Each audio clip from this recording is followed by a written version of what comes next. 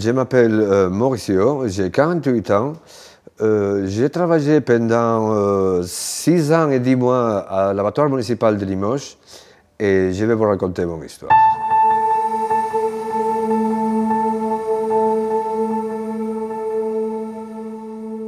C'était quoi votre boulot dans l'abattoir? C'était quoi votre poste? En fait, à l'abattoir, presque tous les mois, chaque mois de l'année, ils vont demander par agence intérim des ouvriers. On va te former sur le tas. Il n'y a pas de formation avant. Moi, quand j'ai commencé à aspirer la moelle épinière. Qu'est-ce qu'il faut savoir sur les abattoirs? On s'approche d'un abattoir, n'importe lequel, et vous verrez déjà, même vous êtes à 12-300 mètres, déjà l'odeur.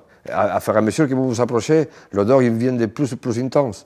Il vous envahit, il vous pénètre pour les narines, et il va vous sortir pour les oreilles, pour les yeux, pour la bouche, partout, quoi. C'est horrible. Mais il y a un moment donné que vous commencez à vous habituer. Déjà, vous apprenez à respirer pour la bouche et pas pour le nez. Voilà. Vous arrêtez de respirer pour le nez, parce que vous savez qu'à chaque fois que vous respirez pour le nez, c'est la gifle.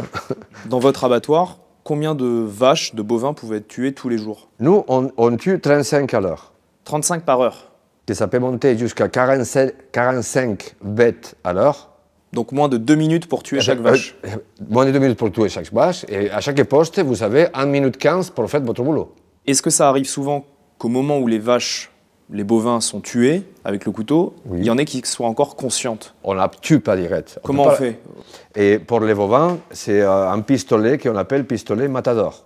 Il n'y a pas de plomb, il n'y a pas de métal dans la balle. C'est une balle à blanc. Une fois qu'il active le bouton, cette balle-là, il va faire sortir un percuteur qui va sortir et y rentrer, mais à la vitesse de la lumière, vous ne le voyez pas. Dans le crâne de l'animal? Entre les yeux de l'animal. Et là, il va l'attourdir. La bête, il est encore vivante, parce qu'on va le taper au milieu de la cervelle. Elle est encore vivante? Tout à fait. Ça la tue pas? Ça ne le tue pas, il est attourdi. Malgré tout, il y a beaucoup de ratés, parce que le box d'abattage, il n'est pas assez bien fait. Et alors, ils ne sont pas bien coincés. Ils s'avancent, ils reculent d'un mètre, de deux, ils sautent. Il y a beaucoup de vaches qui sont mal attourdies. Et au moment que le seigneur, celui qui saigne, il les met 2 coups de couteau dans les artères du cou, dans les jugulaires. Tac, tac. On voit que l'animal il se retord sur lui-même. Qu'il a mal, quoi. Qu'il saigne le coup de lame. Mais ça arrive souvent, ça? Ça, tous les jours, ça c'est sûr et certain.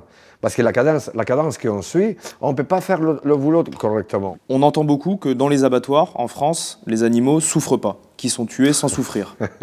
Ça vous fait rire? Bien sûr, bien sûr, bien sûr. Est-ce qu'ils souffrent, les animaux, dans l'abattoir? Bien sûr qu'ils souffrent, les animaux, bien sûr. Du premier jusqu'au dernier, tous. Les gens qui n'ont jamais mis un pied dans un abattoir, ils ont du mal à s'imaginer ce que c'est. Pourquoi chaque mois, il y en a 10 intérims qui viennent?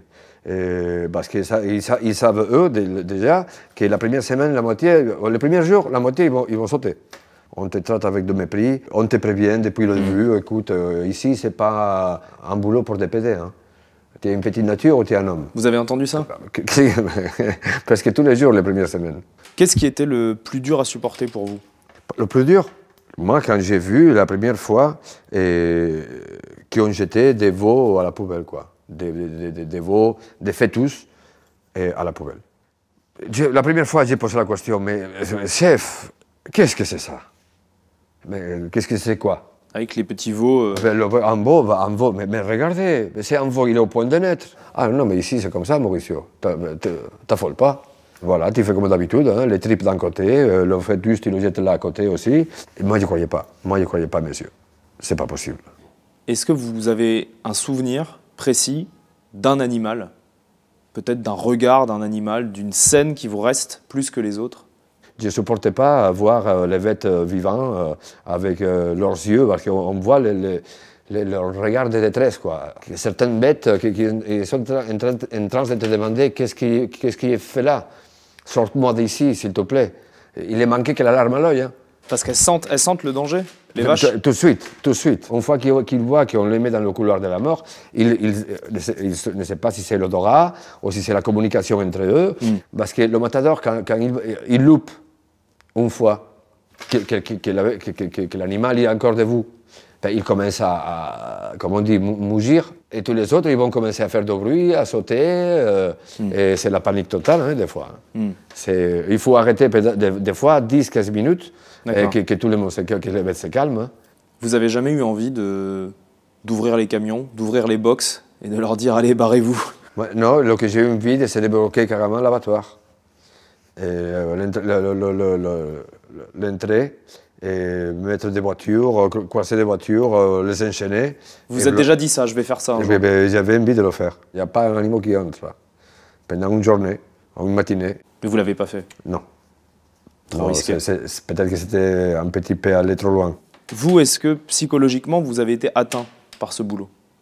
Bien sûr, j'étais en stress post-traumatique. Moi, j'ai failli planter un coup de couteau à un de mes chefs. On a eu une dispute et à la fin, il m'a tapé assez fortement avec sa main dans mon épaule.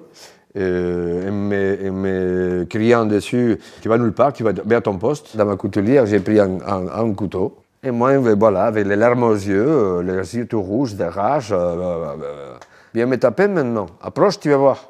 Et avec le couteau, le couteau comme ça, viens, tu vas voir, viens, tu vas voir. Et du coup, voilà, il est parti. Moi, j'ai pris mes affaires et je me suis barré, quoi.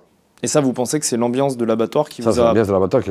Parce qu'en plus, en plus c'est un des chefs que d'habitude, je m'entends très bien avec lui. On devient violent, très violent. Il ne faut pas s'embrouiller avec un ouvrier qui sort de l'abattoir, quoi. Non. Vous, est-ce que vous mangez de la viande aujourd'hui? Un petit peu. Pas n'importe quoi non plus.